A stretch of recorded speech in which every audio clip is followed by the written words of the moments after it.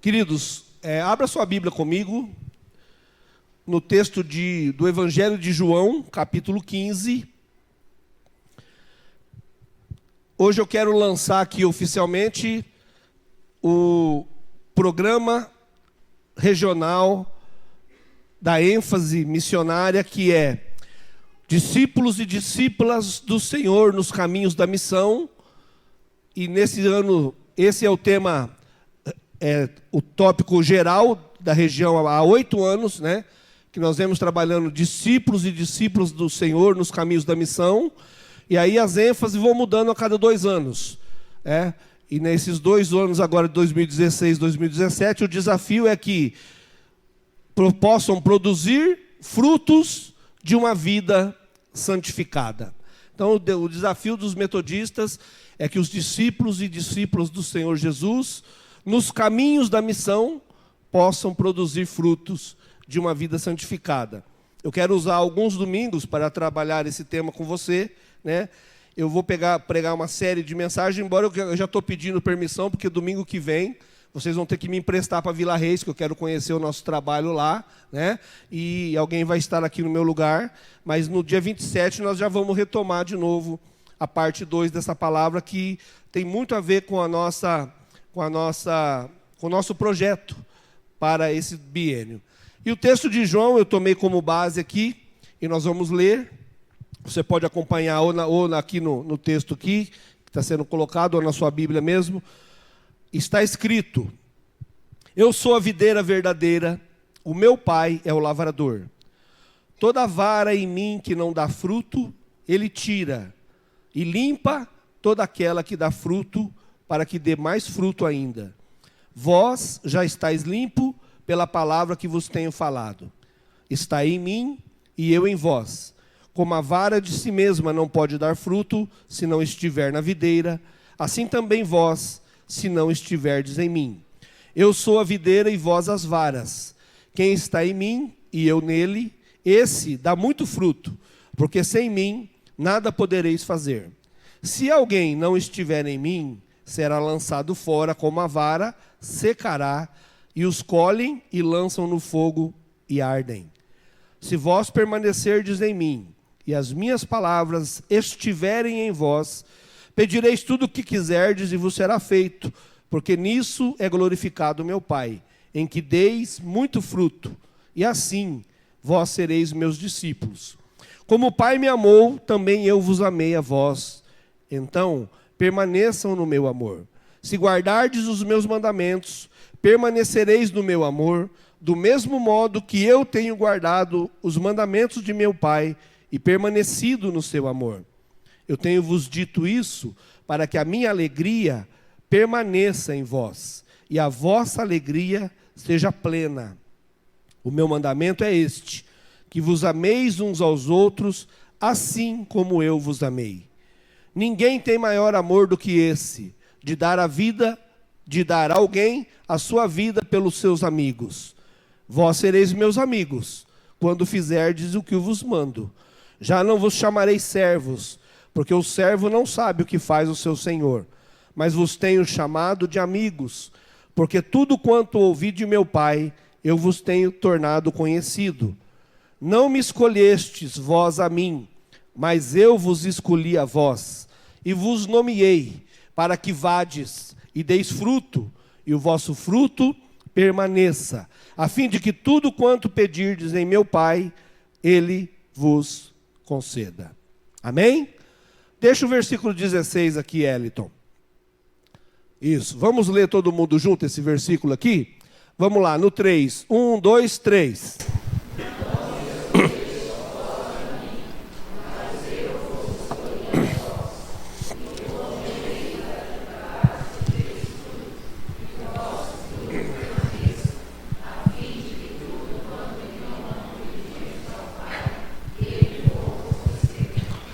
O que você entende desse texto? O que Jesus está realmente dizendo nesse texto, querido? No texto todo, mas que se resume de uma certa forma, nessa perícope pequena aqui, de 15 versículos, o 16, ele resume, de alguma forma, o ideal de Deus. De alguma forma, todo o projeto de Deus para a obra da igreja está resumido num conceito de que não somos nós que escolhemos a Deus, mas Deus nos escolheu. Amém, queridos? Eu gosto muito de uma ilustração que eu ouvi uma vez o bispo João Carlos fazer, dizendo que o homem ele anda à procura do seu caminho sem Deus, ele vai fazendo a sua jornada na vida sem Deus, né? Então ele vai caminhando, fazendo projeto, fazendo sonhos, e a hora que ele, geralmente quando ele quebra a cara, quando ele tem um problema, quando ele chega num lugar que a vida não tem sentido, alguma coisa, ele se volta para buscar a Deus e ele acha que ele vai ter que caminhar, mas quando ele se volta, Deus já está ali. Você já percebeu isso? Que Deus sempre está presente? Que toda vez que alguém clama Jesus, Jesus já está ali? Não foi assim com você? Não foi assim? Deus sempre está presente. Deus sempre esteve presente. E uma das coisas que, pelo menos há 8 anos, a gente vem trabalhando na Igreja Metodista, talvez o texto de João seja um dos textos mais pregados e mais contundentes sobre o tema que vem sendo falado há mais ou menos 8 anos. Uma palavra que você talvez já está cansado de ouvir, né? Qual a palavra que você tem ouvido muito na Igreja Metodista nos últimos tempos? Fala para mim. Qual que é o tema que tem sido falado? Ou será que aqui não tem sido falado? Eu acho que tem. Começa com D. Discipulado. Tem ouvido bastante sobre discipulado nos últimos tempos ou não? Discipulado. Né? Em todo lugar que você vai, né? Toda pregação que você ouve tem um viés de discipulado. E talvez a segunda palavra, o segundo termo mais usado nos últimos tempos, ao paralelo ao discipulado, seja dar fruto. Sim ou não? Você não tem ouvido que você tem que dar fruto? Hã? A gente tem ouvido que a gente tem que dar fruto. E ninguém inventou isso. É bíblico. É desde o projeto de Deus. Quando Deus chama Abraão, o que ele fala para Abraão, irmãos? Aliás, quando ele cria o homem, o que ele fala para o homem? Crescer e frutificai. Tem uma versão que fala frutificai, enchei a terra. Já é a primeira ordem lá no Éden. Depois se perde a ordem de Deus quando Deus chama Abraão. O que Deus fala para Abraão no versículo 12? No capítulo 12. Não, mais do que andar comigo e ser perfeito, sai da tua terra, sai da tua zona de conforto, vai para algum lugar e lá eu vou te abençoar e você vai ser abençoado e você vai abençoar todas as famílias da terra e você vai ser uma geração enorme. Ou seja, frutifique, multiplique. Fruto talvez seja uma das palavras que nós mais temos ouvido. E o texto de João, ele está num contexto muito interessante. Pouco antes de Jesus entrar na videira e no ramo, eles estão aonde? Eles estão no cenáculo. É mais ou menos na época que nós estamos. A coisa está tão moderna, está tão diferente que... Qual foi a última vez que você escutou a palavra quaresma? Quem é que está se lembrando que nós estamos na época da quaresma? Eu era criança e nessa época a coisa era tão séria que os açougues, coitados, viviam uma crise violenta, porque ninguém ia no açougue. As peixarias ficavam esperando chegar a quaresma, porque todo mundo comia peixe. Dentro do catolicismo romano há um ensino, e nessa época as pessoas se abstêm da carne. Hoje nem isso não existe mais, né? Hoje nem isso. As coisas foram se perdendo, e eles estão ali próximo da Páscoa. Jesus está próximo da Páscoa. Ele sabe que na próxima semana, na outra, vai acontecer. E ele se reúne no cenáculo. E no cenáculo ele está com o povo ali. Na semana que antecede a Páscoa judaica, onde ele faz o ato simbólico que ficou emblemático para o cristianismo. Ele lava os pés dos discípulos. E nós temos as imagens da Santa Ceia, da última ceia, registrada na história. Dentro desse contexto, ele também tem a declaração emblemática de que ele é o único caminho, tu és o Cristo, tu és o Filho do Deus vivo. E que ele nos conduz, ele é o único que nos conduz ao Pai. E é onde nós temos, um pouco antes do capítulo 15, a promessa do envio do Espírito Santo. De uma certa forma, esse contexto, um pouco antes do João 15, o que nós temos é um discurso de despedida de Jesus. Jesus sabe o que vai acontecer. Jesus sabe o que está acontecendo. Ele sabe que ele vai ter que partir. Ele sabe que ele vai ter que deixar. E ele está preparando. Ele está fazendo, na verdade, um discurso de despedida, trazendo a revelação dele como Deus, trazendo a força para que a igreja que vai nascer logo mais no Pentecoste, na verdade ela já nasceu, mas oficialmente ela vai nascer no Pentecostes, ela tem a força para suportar a perseguição que vai vir. E ele fala, vocês fiquem em Jerusalém, porque do alto vocês vão ser revestidos de poder. Esse é o contexto de João, um pouquinho antes de chegar no João 15. Ao entrar no capítulo 15, nós temos então o texto que nós lemos, que vai ilustrar um dos desejos e das vontades de Deus para as nossas vidas. Quantos querem saber a vontade de Deus para a sua vida? Levanta a mão, você quer saber? Eu também quero. Mas é muito claro aqui. Aqui está uma das vontades de Deus para a minha vida e para a tua vida. Olha aqui no versículo... Lê comigo o versículo 7 e 8. Leia, acompanha aí. Se você estiver em mim, tem uma versão que diz, se você permanecer em mim, e as minhas palavras permanecerem em vós, você vai pedir tudo o que quiser e você será feito, porque nisso é glorificado o meu Pai, em que deis muito fruto, e assim vós sereis meus discípulos. Aqui está, de uma forma implícita, uma das vontades e do desejo de Deus para a nossa vida, que nós possamos glorificar o nome do Pai. Lembra o que Paulo vai falar muito tempo depois? Quer comais, quer bebais, ou quer que façais qualquer outra coisa, que seja feito para a glória de Deus. Se você está limpando a sua casa, às vezes a gente não espiritualiza, às vezes a gente espiritualiza muita coisa que não deveria ser espiritualizado, e esquece de espiritualizar coisas que deveriam ser espiritualizadas. Tudo que eu faço, eu devo fazer como se para Deus. Paulo vai falar isso de uma maneira muito clara quando ele vai ilustrar a questão do corpo. Tudo que eu faço, eu tenho que fazer para a glória de Deus. Não é só dentro da igreja, ou dentro do ministério, ou dentro de algum arraial cristão. Não, tudo que eu faço. Por isso que amar as pessoas, por isso que cuidar do cônjuge, por isso que educar os filhos, por isso que trabalhar onde eu trabalho, tem que ter essa visão. Será que o que eu estou fazendo está glorificando o nome do Pai? E ele fala assim, e no meu Pai vai ser glorificado, sabe como? Quando você der fruto. Olha que coisa interessante. Jesus fala que o nome de Deus vai ser glorificado na minha vida quando eu produzir os frutos que Ele espera que eu produza. E ele fala assim, quando você der fruto, aí você vai ser meu discípulo. Porque o discípulo, a palavra discípulo, ela vem da mesma raiz de disciplina. E essas duas estão ligadas, não pode haver discípulo se não tiver o mestre. O discípulo é aquele que faz igual a alguém.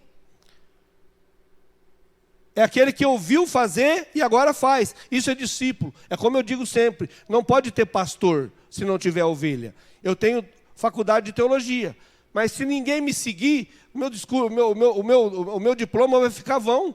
Porque não é porque eu tenho diploma de teologia que eu sou pastor. Eu sou pastor quando alguém me segue. E não pode existir ovelha se não tem pastor. Uma coisa está ligada na outra. E a questão do fruto é uma coisa muito interessante, e é muito sério. Porque Jesus está dizendo, meu Pai vai ser glorificado quando você der muito fruto, e quando você der fruto, você vai ser meu discípulo. Porque Ele deu fruto. Jesus deu fruto, sim ou não? Ele deu fruto. Na oração que vai ser feita mais para frente, diz assim, Ele verá o trabalho da sua alma e ficará feliz. Você é fruto do trabalho de Jesus. Amém? Se Jesus não tivesse morrido, nós não estaríamos aqui como filhos e filhas. Nós estaríamos numa situação lastimável. Agora, glorificar o nome de Deus através do fruto é uma coisa que deveria ser natural para mim e para você. Pensa comigo. Se uma bananeira produz banana, se uma aboboreira produz abóbora, se um peixe produz peixinhos, se uma vaca produz bezerros, o que um ser humano produz? Hã? O que um ser humano deveria produzir? Fala comigo. Gente, né? Ser humano produz ser humano. Cada um dá o fruto da sua espécie. Concorda comigo, irmãos? Já viram algum pé de laranja dar figo? Já viram o pé de alface nascer almeirão? Você planta uma semente, o que nasce? Exatamente a espécie da semente que você plantou. E se nós somos nascidos de novo, a Bíblia fala que nós somos nascidos de novo, né, segundo Coríntios 2,17, que não está ali, mas diz o quê? Aquele que está em Cristo, nova criatura é. As coisas velhas já passaram, e eis que tudo se fez novo. E João vai falar, João vai registrar o diálogo de Jesus com Nicodemos, quando Nicodemos pergunta para Jesus o que é necessário para entrar no céu, o que Jesus responde? É necessário nascer de novo. E se eu sou nascido de novo, se eu sou um ser espiritual, o que eu devo produzir como igreja então? Porque a igreja é formada, vamos ver como é que está a aula da escola dominical aqui, né? Nós temos 30 e poucos alunos na escola dominical. O que é a definição de igreja mesmo, irmãos? Oi? É uma comunidade de pessoas com o mesmo fim comum. O que nós estamos fazendo nessa noite aqui? O que você veio fazer aqui? Adorar a Deus. Todos nós saímos da nossa casa para adorar a Deus. E nós somos, teoricamente, nós somos todos nascidos de novo. Porque antes de nascer de novo, quem que gosta de vir na igreja? Quem que gosta de adorar a Deus? Quem que gosta de ler Bíblia? Quem que gosta de ter a intimidade com Deus? Quem é que tem condição de ouvir Deus e de falar com Deus antes de ser convertido, antes de ter um novo nascimento? A Bíblia diz que antes de ser nascido de novo, eu estou morto nos meus delitos e pecados. E Isaías diz que a mão do Senhor não está encolhida, que Ele não possa salvar no ano de 2016, que o ouvido de Deus não está surdo para que Ele não possa ouvir o clamor da nação que foi feita hoje, mas se a pessoa não nasceu de novo, se ela não abandonou a prática do pecado, a Bíblia diz que há uma separação entre ela e Deus. Então, teoricamente, nós somos seres nascidos de novo. E se nós somos seres vivos, nascidos de novo, Paulo disse o seguinte: eu rogo-vos que vocês apresentem o vosso corpo como sacrifício vivo. Nós somos seres vivos. Deus não quer mais um cordeirinho morto. O morto já foi Jesus. Ele já morreu e foi perfeito o sacrifício dele. Agora nós somos vivos. E se nós somos uma comunidade de seres espirituais, dentro de nós, essa carcaça aqui, existe um ser que adora a Deus, que sabe que está salvo. O Espírito Santo, Romanos 8,16, o mesmo Espírito testifica ao meu espírito que agora quando? Agora que eu nasci de novo pela fé, agora eu sou filho de Deus.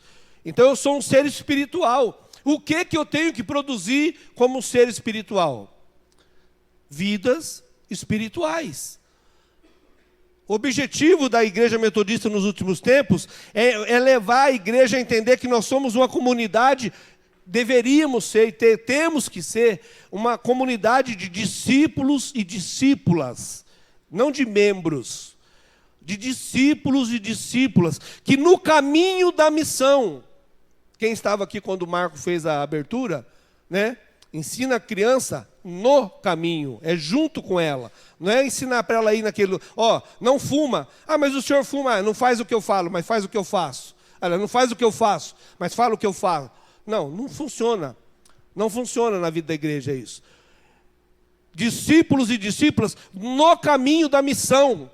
Irmãos, igreja sem missão pode mudar o nome, não é igreja. A igreja só tem uma razão de ser: missão. A missio Dei. A missão é de Deus, mas eu e você somos cooperadores. É nós que fazemos a missão acontecer.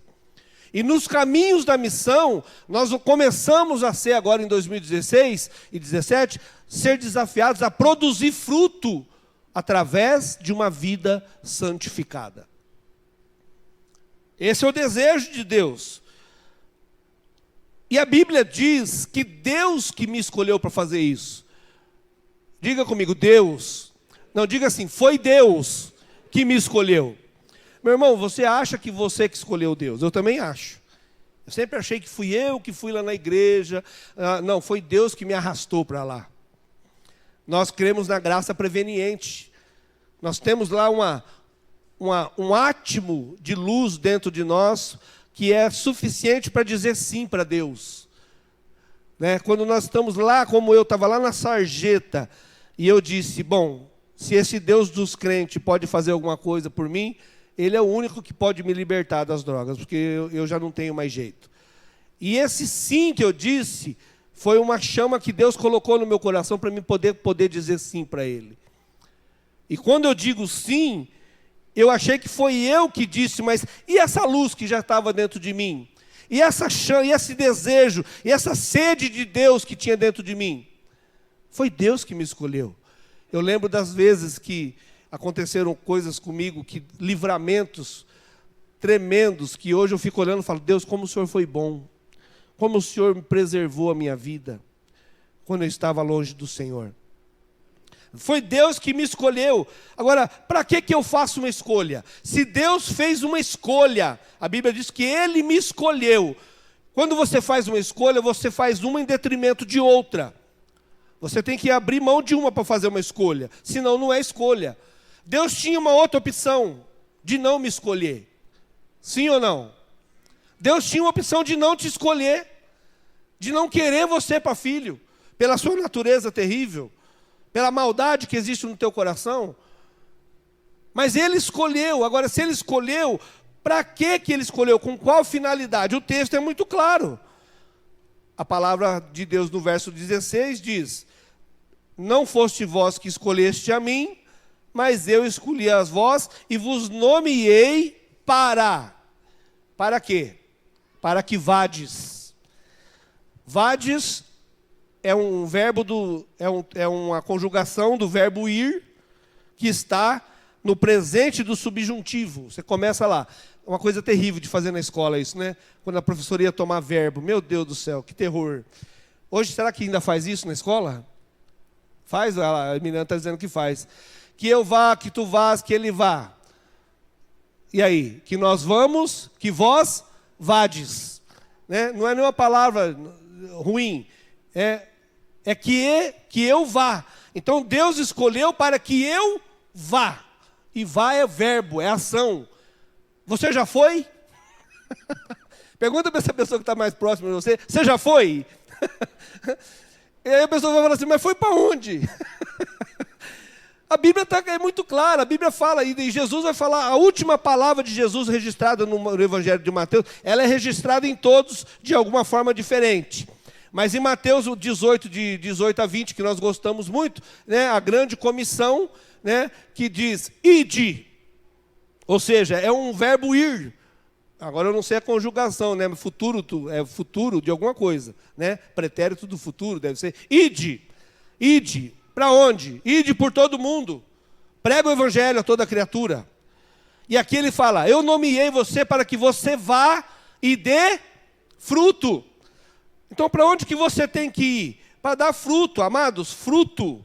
O fruto natural de uma determinada planta, de um determinado ser vivo, ele pode somente ser gerado através de uma semente. Eu estou falando natural. Porque o limão Tahiti, por exemplo, não tem semente, você já percebeu, né? Mas ele não é natural, ele é híbrido. Ele é forjado dentro de um laboratório, de uma planta, e aí hoje não tem semente mais, né? Mas as plantas naturais, elas têm semente. É impossível gerar algo natural sem semente. E eu queria que você visse que isso é propósito de Deus. Gênesis capítulo 1, do versículo 24 ao 26, diz o quê? E disse Deus, produza a terra alma vivente, conforme o quê? Conforme a sua espécie. Gado e répteis e feras da terra, conforme a sua. E assim foi. Cada um gera ser semelhante. Depois o 25 diz: então Deus fez as feras da terra conforme a sua espécie. Fez o gado, olha que coisa interessante, conforme a sua espécie. Todo o réptil da terra conforme a sua espécie. E viu o quê? Viu Deus que isso era bom. Deixa eu dar uma chave de leitura bíblica para você. Toda vez que você encontrar repetição no texto bíblico, você leia com muita atenção. Porque quando a Bíblia repete, para o judeu repetir uma frase, ou repetir um termo, é porque aquele termo é importante. Tem uma frase, tem um termo que é repetido nesses 6 versículos. Qual que é? Conforme a sua espécie. Então fica muito claro que Deus queria seres que reproduzissem a sua espécie. Olha que coisa interessante. 1 Coríntios capítulo 2, versículo 14, diz que o homem natural, qual que é o homem natural? É o homem que ainda não teve uma experiência espiritual, que ainda não consegue entender que existe Deus, que existe demônios, que existe inferno, que existe o Espírito Santo. Olha o que a Bíblia diz sobre esse homem. O homem natural, ele não compreende as coisas do Espírito de Deus, porque lhe parecem loucura. E ele não pode entender, porque ela se discerne espiritualmente. Aqui está dizendo o seguinte: você já viu um cara que chega na igreja, ou chega numa reunião, aí ele vê uma mulher chorando, ela vê o outro rindo, ela vê o outro que fala que Deus falou com ela, ele fala assim: que isso? Isso é tudo teatro. Como é que Deus vai falar com um comedor de arroz e feijão, que nem esse daí? Eu fui pastor de uma irmã que o marido dela era cético, porque ela era natural. O homem natural não é da mesma semente do homem espiritual. Tem muita gente que vem na igreja, até se batiza, porque entende a realidade de céu, a realidade de inferno, a realidade de Deus e do diabo. Ele entende, ele não quer ir para o inferno. Com a mente, ele já entendeu a mensagem. Ele entende que tem que dar o dinheiro na igreja, ele entende o princípio do dízimo, mas ele entende intelectualmente. E ele continua sendo incrédulo, apesar de entender tudo isso, porque ele é natural. Agora, olha o que 1 Pedro, capítulo 1, versículo 22, fala. Dentro de um contexto, ele fala assim: e nós, sendo de novo gerados, não de uma semente corruptível, que é a semente humana, mas de uma incorruptível, que é a espiritual, e fomos gerados pela palavra de Deus, que é viva e que permanece para sempre. Nós somos gerados de uma semente nova. Tem uma, olha lá, semente. Nós somos gerados de uma semente. E essa semente está lá em 1 João, em João 3, quando Jesus vai falar com Nicodemos, né? Senhor, o que eu tenho que fazer? Você tem que nascer de novo. Você nasceu da vontade do pai e da mãe, ou de um descuido do pai e da mãe, ou você nasceu por acaso, mas agora você precisa nascer de novo. Mas agora não da semente humana, mas de uma semente divina. Qual que é a finalidade disso tudo? É desses frutos que nós produzimos com essa semente incorruptível que Deus quer que eu e você gere. Então, isso aqui é um desafio para a minha vida e para a sua vida. Caminharmos dentro da missão, produzindo frutos de homens e mulheres nascidos de novo. Porque assim como uma laranjeira não precisa fazer força para dar laranja, assim como um peixe não precisa fazer esforço para dar um peixinho, nós, espiritualmente falando, não deveríamos ter dificuldade de gerar seres espirituais. Agora, se nós somos carnais, se nós não temos a natureza de Deus realmente dentro de nós, se nós não nascemos de novo, olha, queridos, dentro do metodismo isso é muito forte. Porque o Wesley, quando pegava uma equipe, né, o Wesley não fundou a igreja metodista, ele fundou um movimento de pessoas estudiosas da Bíblia, que iam para a Bíblia para não ficar com palavra de pastor, como disse a Sandra hoje aqui, né? Mas pastor, tem pastor que fala isso, tem outro pastor que fala aquilo, qual que é o certo? O Wesley falava: vamos para a Bíblia. Vamos estudar a Bíblia, vamos ver o que a Bíblia fala. E o Wesley levava as pessoas e ele inquiria. A pessoa: eu quero entrar no teu grupo. Tá, você tem o dom, você tem a graça, você tem o fruto, me mostra que você é convertido, você fica. E depois que você fica, você vai ficar 3 meses aqui na classe, E você vai ser analisado. A sua conduta no seu trabalho vai ser analisada. A tua vida com a tua família vai ser analisada. E se você tiver um caráter tratado, e se você começar a desenvolver o fruto do Espírito na tua vida, aí você fica. Para nós não criarmos uma igreja carnal. E, em outras palavras, era isso que o Wesley estava tentando falar. E no começo, esse tipo de cobrança, ele gerou uma igreja que acabou mudando a história de um país. E que na história secular, quando você passa pelo século XVIII, você encontra John Wesley dentro da história. Por critérios de frutos, ele cobrava. Hoje a gente não cobra, porque se você cobrar o membro, vai embora, e aí o pastor tem medo de perder o membro, tem medo de perder o dízimo, tem medo de perder um monte de coisa, e a gente fica tolerando um monte de coisa que não gera fruto para Deus. Você já teve na sua casa uma árvore frutífera que não deu fruto? Quem já teve a experiência de plantar uma árvore e ficar com uma árvore anos após anos e nada de fruto? Ninguém teve aqui? O que vocês fizeram? Está lá ainda? O que vocês fizeram? Mas por quê? Para que você vai ter um pé de manga que não dá manga? O que foi? Só para fazer sombra. Nós somos chamados para dar fruto, queridos. E fruto que permaneça. Uma coisa interessante, a cada vida que eu trago aos pés de Jesus, e eu cuido dela, até que ela possa, como uma árvore comum, estar preparada para dar fruto, que nenhuma árvore você planta, ela já dá fruto. Um pé de jaca demora 14 anos para dar jaca. E você tem que cuidar dele. Um pé de alface demora 30 dias para você cuidar, transplantar, para ele poder dar uma alface bonita. Nenhuma semente nasce e no outro dia já é uma planta que está dando fruto. E nós esquecemos que vidas também são assim. Você traz uma pessoa para a igreja, você leva uma pessoa para a célula, você leva uma pessoa para falar do amor de Deus, e aí você quer que a pessoa já dê fruto. Não, ela tem que ser cuidada. Primeiro, o que acontece com a semente quando ela é plantada? Qual é a primeira necessidade de uma semente quando ela é plantada? Morrer. Você coloca ela dentro da terra, cobre ela no escuro, deixa ela sozinha no escuro, né? Ela fica sufocada por um tempo, mas se não passar por isso, não germina. Você já viu aquela experiência do feijão que a gente aprende na escola, que põe um algodãozinho e um feijãozinho, daí ou então coloca aquela casinha com um caminho, e aí a plantinha vai lá na lua. No meu tempo de escola fazia isso, faz muito tempo, mas fazia isso, né? Para a gente ver que a planta vai buscar a luz, para a gente ver como é que a raizinha do feijão, é tão bonito a gente criancinha, vendo a raizinha sair do feijão, mas dá feijão, aquela plantinha lá, irmãos? Dá fruta, aquele feijão que nasceu no algodãozinho lá? Não dá, não dá. A semente para dar fruto, ela tem que ser plantada na terra, ela tem que morrer, ela tem que apodrecer. Sabe o que eu e você temos que fazer para dar fruto para Deus? Morrer para nós mesmos. Nós queremos dar fruto, sendo que a gente é carnal pra caramba.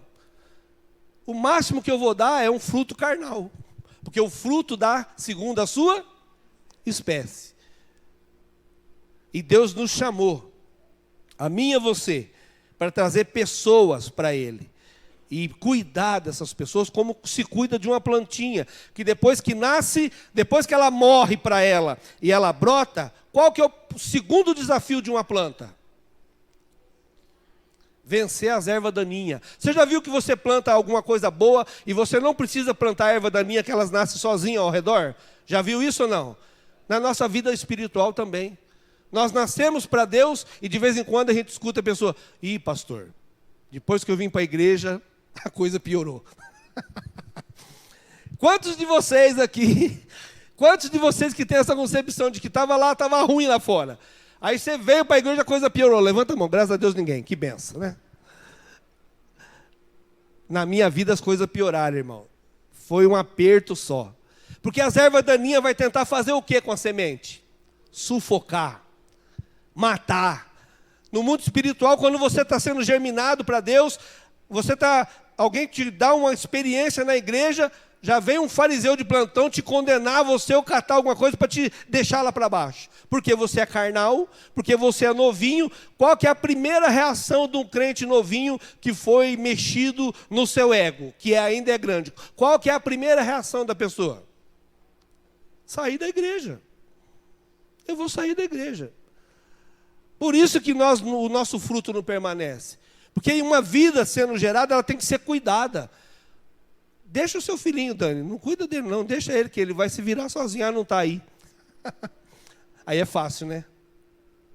Essa parte é fácil, tá vendo? O filho é dela e os outros estão cuidando agora. Então a gente faz espiritualmente isso. Ó, eu gerei o filho, pastor, cuida desse que eu vou buscar outro lá para domingo que vem.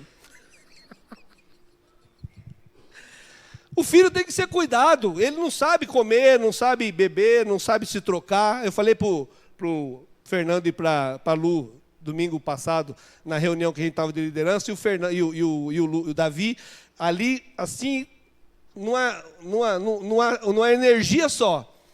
E aí eu falei, irmãos, é natural, não fique preocupado com o Davi, porque é natural que o Davi, com 1 ano e 5 meses, faça isso. Agora, se o pai dele começar a fazer isso, eu tenho que tirar do grupo, porque não dá. É a pessoa um marmanjão desse ficar lá me dando problema lá? Criança faz coisa de criança.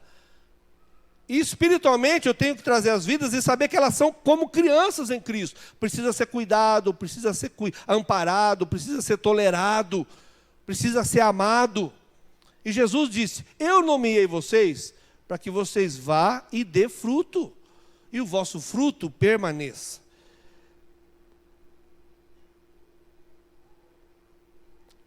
É necessário plantar, esperar a semente morrer, germinar, vem as ervas daninhas que eu tenho que arrancar, eu tenho que cuidar, mas daí vem o vento, vem a chuva, vem um monte de coisa sobre a minha vida que eu tenho que cuidar, até que essa semente se torne uma árvore tão forte que eu possa já cuidar de uma outra planta, porque essa já vai ser fortalecida o suficiente para poder gerar fruto sozinha.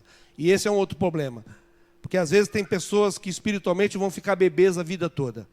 Você precisa cuidar dela 20 anos, 30 anos, 40 anos. Ela não consegue romper coisas básicas da vida cristã. Problemas de alma básicos, milindres, né? Coisas de alma feridas, coisas que, ressentimentos, né? Ego, né? Reivindicando direitos. Você sabe qual que é o direito do cristão? Quem que sabe qual que é o único direito do cristão? O cristão só tem um direito, irmãos, biblicamente, olhando para Jesus como modelo. Qual que é o direito que eu tenho? Não, de não ter direito. O meu direito é de não ter direito nenhum. Jesus disse isso, vós somos como, estou mandando vocês como ovelha para o matadouro. O que uma ovelha fala quando está indo para o matadouro? Não, não me leva, pelo amor de Deus, tira eu daqui. Né? Você viu isso ou não? Não, ela vai quietinha. E nós somos como ovelhas levadas para o matadouro. O problema nosso é que nós queremos reivindicar direitos. Nós queremos reivindicar os nossos direitos e os nossos deveres, nós não fazemos. Mas aí vai para frente e termino aqui. O texto de João não termina que eu tenho que dar fruto. Não basta dar fruto. Eu tenho que dar fruto que permaneça. Diferentemente do que muitos possam pensar, o permanecer não é na igreja metodista, não é na igreja batista. É o permanecer aonde? Na videira. Aquele que permanecer na igreja metodista, esse vai dar muito fruto. É isso que está escrito na Bíblia? Aquele que permanecer na igreja católica, apostólica romana, esse vai dar muito fruto. É isso que está escrito na Bíblia? O que está escrito na Bíblia? Aquele, olha lá na Bíblia, vamos lá. E aí a gente já vai estar encerrando. Versículo 4. Estai em mim, e eu estarei em vós. Como a vara de si mesmo não pode dar fruto se não estiver na videira, assim também vós, se não estiverdes em mim. Eu sou a videira, vós sois os ramos, em outra versão. Quem está em mim e eu nele, esse dá muito fruto, porque sem mim nada podereis fazer. Amém, queridos? Você acredita que a Bíblia é a palavra de Deus? Sim ou não? Você acredita que a Bíblia é verdadeira? Sim ou não?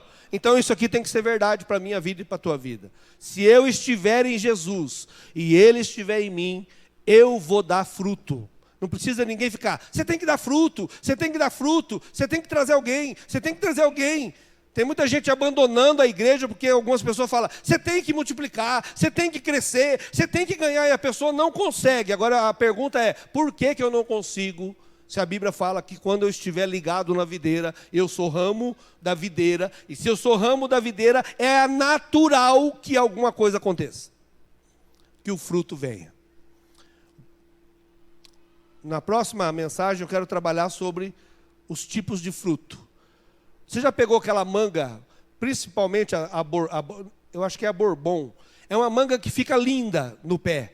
Ela é vermelha, depois ela fica meio amarelada, ela fica grandona. Eu tive um pé na minha casa. Coisa linda, mas quando você corta ela, está podre dentro. As donas de casa vão no mercado e de vez em quando compram aquela cebola, coisa mais linda, cebola. Compra aquela cebola maravilhosa. Quando ela parte a cebola está podre dentro. Tem crente que também é assim. Você lembra do Denorex? Quem é da geração do Denorex? Denorex revela idade. O que era o Denorex? Como é que era a propaganda do Denorex? Tem cor de remédio, mas não é. Tem nome de remédio, mas não é. Né? Tem gente que fala assim, congrega na igreja de crente, mas não é. Tem palavreado de crente, mas não é. Se veste como crente, mas não é. Às vezes acontece isso. Eu dou fruto, mas o meu fruto é enganoso. Porque se eu sou um fruto com problema, se eu sou uma semente com problema, eu vou gerar fruto com problema. Uma parreira de uva azeda, você tira o galho dela e planta, o que vai dar? Uva azeda. Agora, queridos, eu queria que você se colocasse de pé no seu lugar.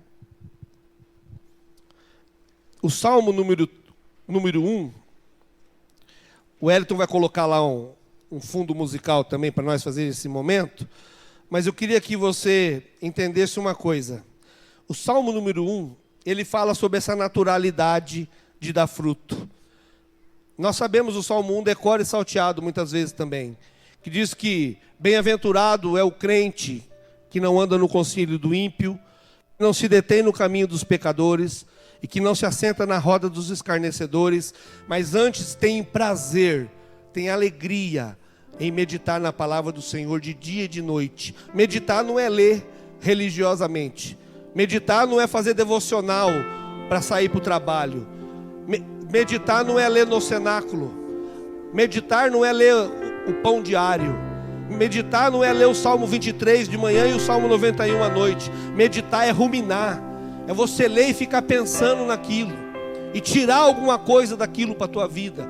E a Bíblia fala que esse homem bem-aventurado, que tem prazer no Senhor, de meditar na palavra dele de dia e de noite, para ter cuidado, para poder saber cumprir o que está pedindo, ele será como uma árvore plantada junto a ribeiros de água, que dará fruto no seu tempo. Que dará fruto no seu tempo, e as suas folhas não cairão, e tudo quanto fizer, prosperará. Queridos, o desafio para mim e para você, e eu quero lançar esse desafio para a minha vida também, é produzir frutos de uma vida de santidade. Nós temos que produzir frutos que permaneçam para Deus. Nós temos que saber que na nossa casa tem pessoas que precisam de Deus. Na nossa rua tem pessoas que precisam de Deus. No nosso trabalho tem pessoas que precisam de Deus. Na nossa cidade tem muitas pessoas que precisam de Deus. Nós temos a palavra. Nós já estamos limpos pela palavra que nos é falada. Nós conhecemos muito de Bíblia. E se você não conhece nada, faça como aquele indígena que eu preguei na primeira mensagem que eu vim aqui. Se você aprendeu isso hoje, você já pode passar isso hoje. Porque talvez na sua casa, na tua cidade, tenha pessoa que nem isso saiba. Isso já pode fazer com que alguém tome uma decisão de andar com Deus. Produzir frutos de uma vida santificada. Eu queria que você fechasse os teus olhos. por uns 2 minutos, enquanto você ouvisse ouvir esse pós-lúdio, você começasse a fazer uma reflexão na tua própria vida, querido. Não como julgamento, não como condenação, mas uma reflexão mesmo. Porque a Bíblia está dizendo para você nessa noite, e Deus está falando com você nessa noite, através da minha vida, mas é a palavra dele. Não foi você que escolheu a Deus, mas foi Deus que escolheu cada um de vocês que estão aqui nessa noite. E Ele nomeou vocês como embaixador dele. 1 Coríntios 5,18: vós sois embaixadores de Cristo. E Ele nomeou vocês para que vocês pudessem dar fruto. Amados, a missão nossa é muito simples, porque quem capacita é aquele que chama. Deus dá todas as ferramentas. Ele diz: eu vos dou as armas, eis que vos dou poder, para vocês pisardes toda espécie de serpente, escorpião e toda a força do mal. E Deus disse: e eis que eu enviarei sobre vós o meu Espírito Santo. Derramarei do meu Espírito sobre toda a carne. E Atos dos Apóstolos, ele diz: e vocês vão ser testemunha. Vocês vão ser minha testemunha, tanto em Jerusalém, tanto na igreja, como na Judéia, em Apucarana, como em Samaria. Aliás, em Samaria, que seria Apucarana, na Judéia, que seria no Paraná, e até os confins da terra, aonde Deus te chamar, aonde Deus te levar. Não existe outra missão para você e para mim dentro da igreja, irmãos, se não for produzir vidas para Deus. Há 21 anos eu tenho gasto os meus dias me importando em fazer alguma coisa, apesar de toda a minha deficiência, apesar de toda a minha limitação humana, apesar das minhas deficiências ministeriais. Eu tenho deixado isso nas mãos de Cristo, porque é na minha fraqueza que eu vejo a glória de Deus. Jesus disse isso: é na sua fraqueza que Deus é glorificado. Mesmo você sendo falho, Deus te usa. Deus te usa. E Ele quer usar a tua vida e a minha vida assim mesmo, do jeito que nós somos, querido. Mas nós temos que sair da nossa zona de conforto. E nós precisamos avaliar a nossa vida frutífera diante de Deus. Fecha os teus olhos, mas abre o teu coração agora.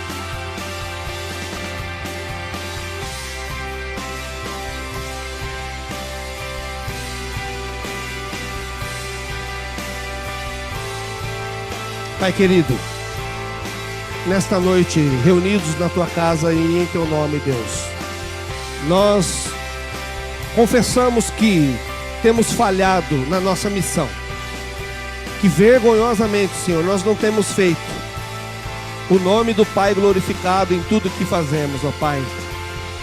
E temos que reconhecer que gastamos tempo demais buscando coisas para o nosso próprio prazer, para a nossa própria carne, que nada vai acrescentar a vida do reino do Senhor, Pai.